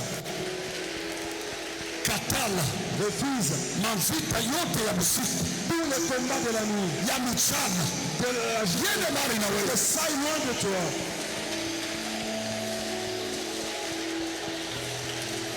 Merci Jésus. Asante Yesu. Merci Saint-Esprit, merci. Asante Roho Mtakatifu, asante. Prie avec foi, Omba na imani. prie avec conviction. Omba na hakikisho. S'il vous plaît. Tuombeko, kama nasema omba, usichunge bakutabiri, njoo ujazwe sana. Si on te demande de prier, prie. N'attends pas qu'on te prophétise pour être trop rempli. Non. Wewe usinione mie. Toi ne me vois pas moi. Ona Mungu la nakongozaka wewe. Vois le Dieu qui te conduit, toi. Eko nakupatia kishina ya kuombea. Il te donne le sujet sur quoi tu vas prier. Unaona hapa niko nasema, Voyez, pendant que je parle, niko naona jeune sœur moya. je vois une jeune sœur. Eko napenda kuavancer, Elle veut avancer, mimi naona mwanamke moya. mais je vois une femme Mbele yake iko na mbloke. devant elle en train de la bloquer. Mais wakati tuko naomba, Mais pendant que nous prions, inawezekana. c'est possible. Wewe mwenyewe uko distract. Toi-même tu es distrait. Na hiki shina banaleta. Mais c'est sujet Juu yako wewe. ça te concentre Tena na wakati uko napitisha. en rapport avec le temps que tu Bila passes. niko na kutafuta tafuta. C'est tu es en train de te guetter. Choma niko naona mwanamke moya. Je vois une femme Eko na kukataria wewe en train de t'interdire, toi, upite. à passer. Bashani sasa bote banyangule kwanza mikono hiyo. Que toutes les jeunes Mfunge macho. élèvent leurs mains et fermez vos yeux. Tena huyu mwanamke Et cette femme, eko mfamia ya baba yake. elle est dans la famille paternelle. Kwa mfamia ya baba yake. Elle est dans la famille paternelle. Aba batoto bataendelea. Tes enfants ne vont pas évoluer. Wewe utaendelea. Toi, tu vas évoluer. Mundoa utaingia. Dans le mariage, tu vas entrer. Ndoa ya kusaidia familia yako. Le mariage où tu vas aider ta famille. Utabarikiwa hapo. Tu seras béni dedans. Na wewe utaendelea mchina la Yesu Tu Kristo. vas évoluer au nom de Jésus-Christ. Niko nachunga deliverance ya huyu dada huyu. J'attends la délivrance de cette sœur. Kama Mungu eko nasema hivi, Car si Dieu parle ainsi, nikusema ke baraka haina mbali. c'est-à-dire que la bénédiction n'est plus loin. Yo baraka iko nakuya. La bénédiction vient, Na mkono mmoja iko napenda kuzuiza. et il y a une main qui cherche à empêcher. Niko nafukusha Je chasse huyo mwanamke cette femme ni maisha dans la vie ya huyu mtoto. de cette vie. Jina la Yesu Kristo. Au nom de Jésus-Christ. Wakati uwezo utamkamata, Alors, lorsque la puissance va être touchée, baniletee naye. on va me l'amener ici. Kuko mvita, Il y a le combat, kuko baraka. il y a la bénédiction. Vita itoke, Que le combat quitte baraka ikale. et que la bénédiction s'installe. Baraka ikale. Que la bénédiction s'installe. Usifanye negligence. Ne fais pas la négligence. Maisha yako ni yako. Ta vie t'appartient. Hakuna mwingine ataishere ni wewe moja. Personne d'autre ne va la gérer, c'est toi-même. Mukiro na mumwili ni wewe moja. Spirituellement et physiquement, c'est toi-même. Muniletee naye ndio ninachunga. Mkuye naye. Venez avec elle, c'est vous que je suis en train Kama d'attendre. nisha kuvala mzuri, mkuye naye. Si elle est bien habillée, venez avec elle.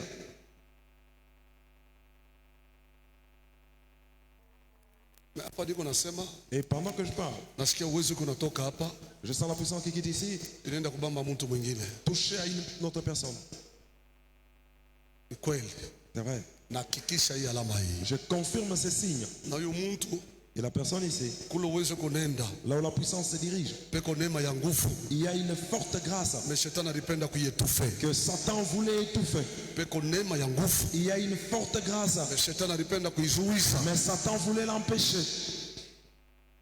Bana nihakikishia hayo. On me confirme de ça. Kweli. C'est vrai.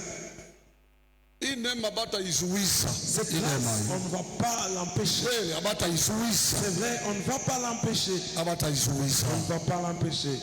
Mungu ndiondeshe mtu huyo. Dieu, montre-moi la personne en question. Mimi napenda nimwone. J'aimerais la voir. Hii neema ionekane. Que cette grâce ça se manifeste. Merci Jésus. Merci. Asante Yesu, asante. Merci Jésus. Merci. Asante Yesu, asante. Merci Jésus. Merci. Asante Yesu, asante. Merci Seigneur. Merci. Asante Bwana, asante. Merci. Asante. Baba nakusikia.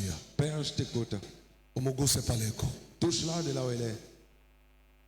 Umuguse. Touche-la.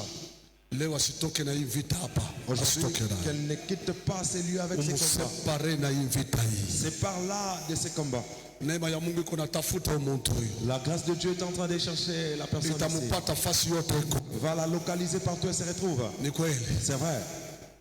Mimi naona malama yote bila yona. Je vois tous les signes. Je les vois. Itamupata fasi yako. Ça va la localiser là où elle est. Huyu mtu asifatilishe bengine. Que la personne ici n'imite pas les autres. Abambe Mungu bien. Qu'elle puisse bien prendre les choses de Atembee Dieu. naye bien. Qu'elle puisse bien marcher avec les choses de Dieu. Kule kumbele muniletee naye hapa. Venez avec lui ici. Kule kumbele kuko kuzuri.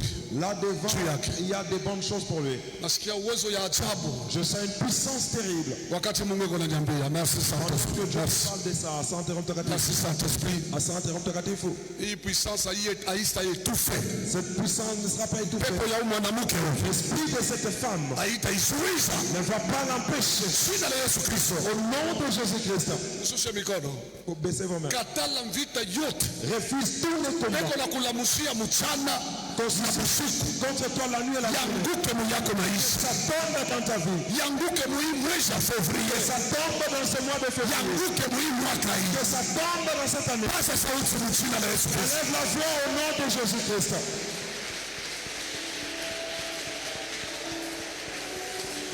Sababu maombi yote umesha kufanya. Oublie toutes les prières que tu as fait.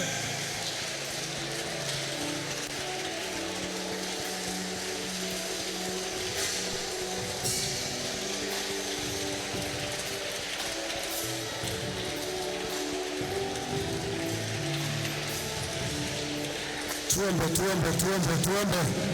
prions.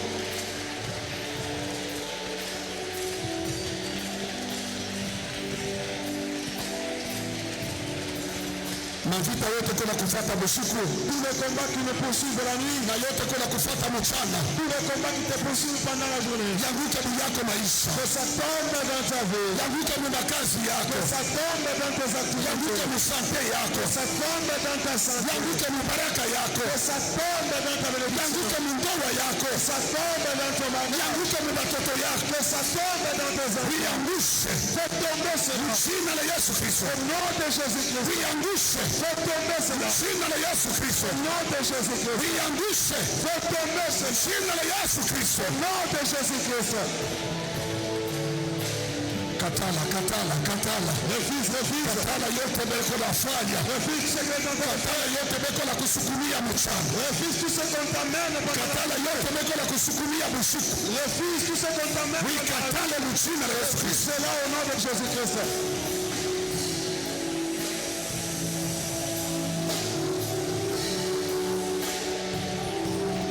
Tuombe kanisa, tuombe. Prions église, prions. Sasa sauti omba. Élève la voix, prie. Katala mavita yote. Refuse tous les combats. Yakonekana na yasiokonekana. Les combats visibles et invisibles. Ya mbali ya karibu. De loin et de près. Yaguke mu yako maisha. Que ça tombe dans ta vie. Ya usiku na ya mchana. De la nuit et pendant la journée. Yende kanguke magharibi ya leo. Que ça tombe ce soir. Katika jina la Yesu Kristo. Au nom de Jésus-Christ.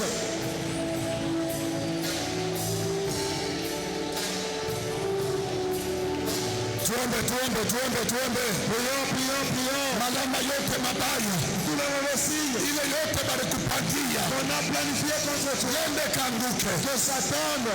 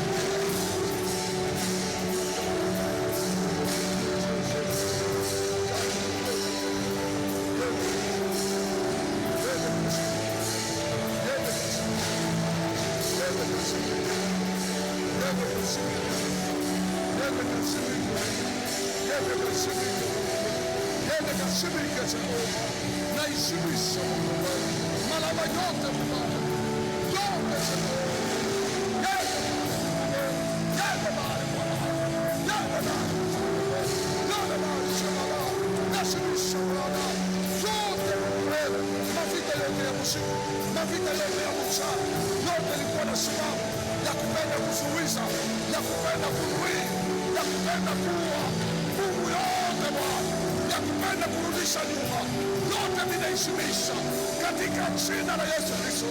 Yaguke Bwana, yaguke Bwana, yaguke Bwana, ya mchana yaguke, ya usiku yaguke, ya mchana yaguke, ya usiku yaguke katika jina la Yesu Kristo. Tunalabisha yote vibaya, tunagusha yote vibaya, yote ilitayarishiwa ukambi ya giza, yote ya ulozi na mchawi. Mungu tunaenda kuyashimisha katika jina la Yesu Kristo. Bwana ushimia, yeye katole kali, ushimia kwa jemada, yeye katole kali katika jina la Yesu Kristo. Mungu na Mungu. Haleluya. Haleluya. Haleluya. Haleluya. Haleluya.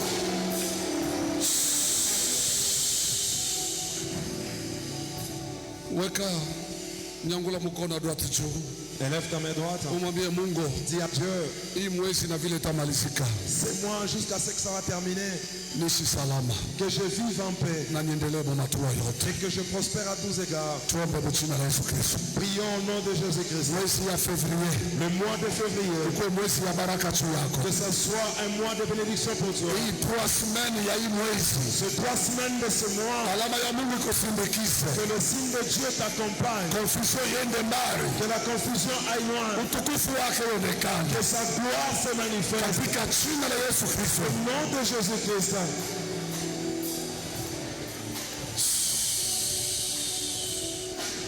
Amen. Amen. Umechapia Yesu mkono Acclame pour Jésus na tunaweza kukala. et on peut s'asseoir. Mungu akubariki. Que Dieu te bénisse. Tunafika mwisho, Nous sommes arrivés à la fin. na kabla tutoke, Avant qu'on puisse sortir, tunakumbusha taifa ya Mungu nous rappelons au peuple de Dieu ya kwamba que wale bote balibeba maenvelope ya le 28 tous ceux-là qui ont pris les enveloppes pour les 28 ans que abayarudisha, et qui n'ont pas encore retourné, tuharakishe turudishe hiyo. faisons rapidement et tournons cela. Ilikuwa le 28 janvier, C'était pour le 28 janvier. mais leo tuko je ne sais pas le 8 février. Aujourd'hui, nous sommes, je ne sais pas, le 8 février. Donc tunesha kupitisha deja, C'est-à-dire nous avons déjà dépassé les délais. usikawie nayo. Ne traînons plus avec. Na tunasema que ma travaux ya construction iko naendelea. Et nous disons que les travaux de la construction continuent. Kumukongo beko natumika, Derrière, ils travaillent. hapa kumbele kuko kazi ya mingi, Ici devant, il y a beaucoup de travaux. kuko pièce moja kule beko nafanya tena kazi munene kule. Et il y a aussi une pièce là-bas qu'on est en train de travailler là-bas. Amen. Amen. Na ile pièce ni mtu mmoja atubeba. Et c'est une personne qui a pris la charge de cette pièce. Anaweka mafenetre, Il a placé des fenêtres, anaweka porte, il a placé la porte. beko natengeneza yulu, Ils sont en train d'arranger en haut installation électrique na biote. des installations électriques et toutes choses. Mimi naona banaweka na programu ya kuweka climatiseur. Je vois qu'ils ont placé les programmes pour Ni placer mtu les mmoja tu climatiseurs. kanisa iko naifanya. C'est juste une personne dans l'église qui est en train de les faire. C'est vrai que tabeba kwa makuta. C'est vrai que ça va prendre un peu beaucoup d'argent. Amen. Amen. Mais mimi na wewe tuko na komba na paifasha hapa. Mais vous et moi, nous sommes en train de lutter à cet endroit. Parce que mon niveau ya voûte, Car au niveau de la voûte, kuko espace munene iko vide. il y a un grand espace qui est vide. Kama tuna fixe ma porte Dès que nous fixons des portes et que ifasi iko vide, et que cet endroit est vide, iko saa tuyafanya kitu. c'est comme si on n'a pas encore fait quelque C'est chose. pourquoi tunaanza kukombana C'est pourquoi nous luttons pamoja na wewe, ensemble avec toi, tufunge hii voûte bien. que nous puissions bien couvrir ces voûtes, Baweke ma structure yote bamalize, qu'on puisse placer toutes les structures et terminer, tuweke ma vitre, qu'on place des vitres, ifunge déjà. que ça puisse couvrir déjà. Pour que kama tuna fixe ma porte yote, Pourvu que dès qu'on va fixer toutes les portes, salle auditoire yetu inakuwa complètement fermée. que notre auditoire soit complètement fermé. Pale tunajua ke mtu ana nafasi ya kuingilia. Et là, nous savons que personne n'aura l'accès. Paka banafungula mulango, njo Seulement unaweza kuingia. dès qu'on ouvre la porte que tu peux entrer. Mais hapa sasa Et maintenant, pale utingia, pale utingia, là tu pale peux entrer, utingia. là tu peux entrer. Hata papa yetu anaweza kutoka pale mara moja Même nje. papa Edo peut sortir directement et il est extérieur. Njoo ile tuko na kombana tu tupafunge complètement. Et nous luttons pour ça, pour couvrir complètement. Hata miziki yetu ndani iko nguvu, Même si nos musiques ici sont mais instances, nje watu wasishikie. mais à l'extérieur, que les gens ne puissent pas entendre. Amen. Amen. Haleluya. Amen. Na tuko na milomba hii juu ya kuresoudre. Et nous vous demandons certains accessoires pour résoudre ça. Mungu abariki bale baretujia makaro Que Dieu bénisse ceux-là qui ont acheté pour nous des na carreaux bale bale contribuer jana. et ceux qui ont contribué hier. Vraiment makuta yenu ilitusaidia Vraiment, votre argent nous a aidés. mpaka vile tulisema haikuenei. Tel qu'on a dit que ce n'était pas suffisant. Tulikuwa bite na problème ya transport Nous étions butés avec le programme ya bandugu yetu. de nos frères. Amen. Amen. Wakuingia hapa Pour entrer ici, ifale ni vide yote kumfuko il fallait que je vide mes poches pour que tubaripie bote transport. pour qu'on puisse payer pour eux le transport. Amen. Amen. Ile transport beko ba mingi Ils parce sont que nombreux. vraiment kuko équipement munene hapa. Il y a une forte équipe ici. Kama unalipa transport ya kwenda kurudia, Si vous payez le kwenda kurudia transport, bote, aller-retour pour tout le monde, unafika même à 200 000 francs. nous allons atteindre même les 200 000 francs. Amen. Amen. Ile tunakombana pale nje. Là, nous luttons là-bas à l'extérieur. Papa Serge kwa Passage Mouzila. Passage Mouzila. niko naona eko nje juu ya ile kazi. Je vois, il est à l'extérieur pour cette travail. Nilimwachia makuta mais haikuenea juu ya transport. Je lui ai laissé l'argent, mais ce n'était pas suffisant pour le transport. Eko nakombana kule apate Il le na lutte tuangalie là-bas namna kaya kufanya. pour trouver qu'on sache quoi faire. Na ifo bandugu yetu bakule Il faudrait que nos frères mangent. beko naanza kazi 7h30 Ils commencent le travail à 7h30 kusema 13h banapumzika kiloko et à 13h, ils se reposent un peu. banakulako Ils mangent un peu. kisha banarudia mkazi. Et après, ils vont rentrer dans le travail. Juu rendement ikuwe mzuri pourvu que les rendements soient efficaces na tuprofite majournée yetu bien. et qu'on puisse bien profiter de nos journées. Amen. Amen. Kwa maana nilisema ule wote anaweza kujisaidia mema hata ndeore ya cult unakuwa na transport papa transport ya bandugu wetu. Hii muze kwa tabia kula. Pourquoi j'ai dit tous ceux qui peuvent nous Itakuwa aider, juu utukufu ya Mungu. même en dehors du culte, pour le transport et à manger, ça sera pour la gloire de Dieu. Amen. Amen. Kama unaona ile mulango, c'est vrai que makelele samo iko na déranger, Ouais, la porte, mais il ouais. faut bafanye hiyo bupeshi. On doit faire cela rapidement Ni juu tufunge hapa. pour fermer ici. Mairi noir yetu Nos urinoirs aina ya kufunga. ne sont pas fermés. Kwa mtu anaweza kutoka mbalabala, Quelqu'un peut passer autour anapita de pita route nenda kujiservir et kule. entrer directement à C'est l'espace. pourquoi tulipenda tuweke kwa mulango C'est pourquoi on a voulu placer la pour porte, que kama kuna culte pourvu que s'il n'y a pas iko ya culte, kufunga. que ça soit fermé. Amen. Amen. Alléluia. Amen. Bwana apewe sifa. Que le Seigneur soit loué. Unasema Bwana apewe sifa. Nous disons que le Seigneur soit loué. Unafanya vitu vya kulimite madega Faisons ici pour limiter les parce que dégâts. mui environnement hii amukalaki ba toilette. Car dans cet environnement, il n'y a pas de Bantu beko toilettes. mingi mu masoko fashi yote bo. Il y a beaucoup de marchés. Il y a pas. Bakipate tu fashi ya kwenda ku toilette Dès qu'ils ont un endroit où aller à la toilette, hautakataza. on n'allait plus interdire. Mwingine atapita pabila kukulamukia. Quelqu'un d'autre Anapita va pita passer basi. ici sans vous dire bonjour et il passe directement Alors là-bas. comme ma toilette yuko kuna exigence, Et comme nos toilettes ont des exigences, tunapenda tumodere ko. nous avons voulu modérer cela. On peut permettre matin ya culte Tunaweza kuruhusu wakati parce wa que ibada, kuko suivi, parce que là, il y a le suivi. mais kama culte inako Mais s'il n'y a pas le culte, tuna protéger kwa mkongo. nous protégeons ici derrière. Amen. Amen. Alléluia. Amen. Mungu amibariki. Que Dieu vous bénisse. Tunasema Mungu amibariki. Nous disons que Dieu vous Sasa ile bénisse. yote beko natumika nayo pale Alors tous ceux qui sont en train de travailler avec là-bas, ni ile tulipata hapa jana. c'est ce que nous avons reçu ici hier. Tulitosha une partie, Nous avons enlevé une partie, tunabapa juu bauze ma consommable on les a donnés pour acheter des consommables, juu ile kazi ifanyike. pour que ce travail s'effectue. Amen. Amen. Alléluia. Amen. Mais en attendant, Lakini mkuchunga, tuko na besoin vraiment na mavitre. nous avons vraiment besoin de vitres. Jana nilisema hapa Hier, je l'ai dit ici, tuko na hii fasi kama uko hapa na mie busubuhi utanishikiria bulumu. à cet endroit, si tu es avec moi ici le matin, tu auras pitié de moi. Kuna realite mingi hapa pa kazi hapa. Il y a beaucoup de réalités Il ici. faut ça, il faut ça, il faut ça, il faut ça. Biko na compliqué sana. Et ça complique trop. Et mais prévu ko ya mingi sana. Prévu. Alors, hatutachunga paka tuuze mavitre. On ne va pas attendre seulement acheter Sama des vitres. tunaweza kubeba kiloko makuta mavitre. Tuna résoudre le pour que kazi avance. On peut prendre l'argent dans les vitres pour résoudre d'autres problèmes. Amen. Amen. Amen. Amen. Okay. Msiniache saa. Leo jana mlinisaidia sana. Hier, on m'avait beaucoup aidé. Msaidia sana. On m'avait beaucoup aidé. Ule kuna quelque chose à kuweke C'est là qu'il y a quelque chose qui juu vient ya de construire construction. pour la construction. Karibu. Approchez. Chaque jour kama kuna kuyo unasema Chaque jour, quand tu viens, Oh. tu dis, il faut nikuwe na quelque chose je dois apporter quelque chose juu ya majengo. pour la construction. Uko na quelque chose kwa na. Usichunge voisin. Tu as quelque chose, viens donner. n'attends Ili pas wewe le na Mungu voisin. wako. Ça, c'est toi avec ton Dieu. Mambo yako wewe na Mungu. C'est ton affaire avec ton Dieu. Hamuna association hapa. Il n'y a pas Ouais, d'association moi. ici. C'est toi-même.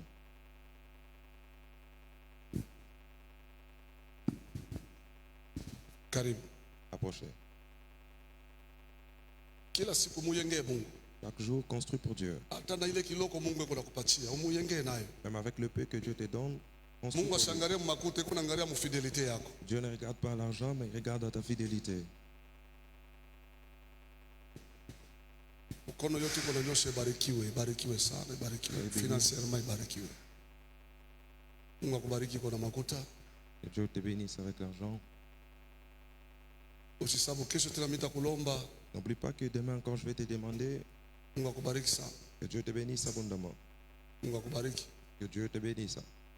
Baba, mkono yote nanyosha, Père, toute main qui s'est étendue, ibarikiwe financièrement. soit bénie financièrement. Mikono yako isipungukiwe. Que leurs mains ne soient pas Kwani dépourvues. wakati yote utabapatia Car à tout moment que tu vas leur donner, ni juu ya utukufu wako. ça sera pour ta gloire. Katika jina la Yesu Kristo. Au nom de Jésus-Christ. Amen. Amen.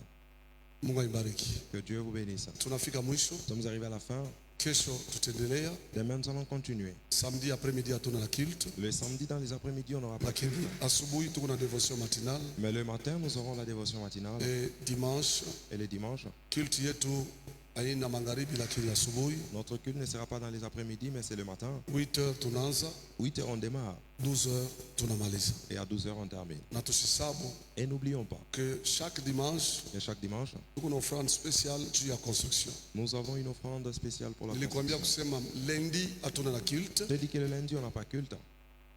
hatutakutana On ne va pas se rencontrer mu après-midi. dans les après-midi. Mardi Le mardi, tutakutana ni magharibi, nous allons les rencontrer. kazi nayo kunaanza asubuhi. Et les travaux démarrent le Donc matin. kama dimanche hatukuwe na kintu, C'est-à-dire si les dimanches on n'a rien, c'est que tunariske kuperdre 2 jours. c'est qu'on risque de perdre des jours. Lundi haikutakuwa kazi, Le lundi il n'y aura pas le travail. mardi hakutakuwa kazi, Le mardi mêmement. mercredi ni hatuyue vile itakuya. Et le mercredi on ne sait pas comment ça va se C'est passer. pourquoi chaque dimanche Dieu comment on a qu'il a weka joué. kuka énergie Mets un peu d'énergie pour que tu récupérer lundi na mardi. pourvu qu'on récupère le lundi et le mardi. Amen. Amen.